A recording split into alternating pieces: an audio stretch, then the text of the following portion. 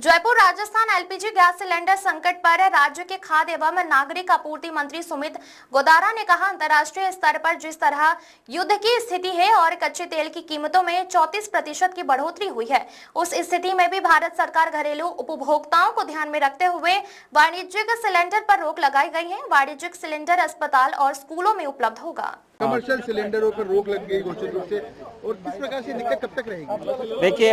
जो अंतर्राष्ट्रीय स्तर पर अभी स्थितियां सामान्य है, जिस तरह युद्ध की स्थिति है और जिस तरह अंतर्राष्ट्रीय स्तर पर 34% क्रूड ऑयल के भाव बढ़े,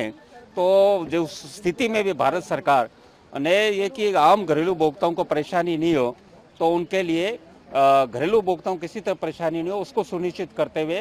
कि कमर्शियल सिलेंडर पर एक बार कुछ दिन के लिए रोक लगाइए, ताकि घरेलू उपभोक्ताओं को किसी तरह की परेशानी ना उठानी पड़े। सरकार अब क्या स्थिति, मतलब इस स्थिति में क्या संदेश देना चाहेगी कि जो स्थिति, क्योंकि होटलों में यदि रोक लगी है तो वहाँ पर जो पर्यटक भी आएंगे। देखिए, होटल है, उनके पास वैकल्पिक व्यवस्था है, आजकल इलेक्ट्रिक्स के कई इस तरह इक्विपमेंट्स हैं, हम उपयोग कर सकते हैं, पर आम घरेलू उपभोक्ता है वो कहाँ से करेगा?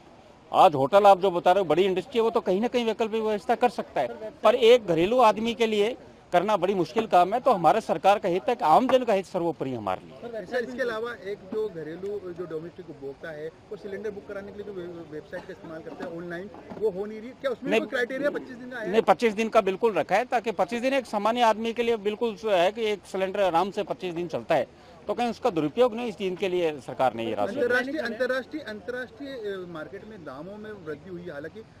भारत में उसका असर कम देखने को मिल रहा है, तो क्या आने वाले दिनों में स्थिति का कुछ? देखिए, आप ये तो देखो अंतर्राष्ट्रीय स्तर की बात है, पर हमारी सरकार और भारत सरकार ने एसेंशियल कमोडिटीज एक्ट लगाते हुए साथ में ये पेट्रोल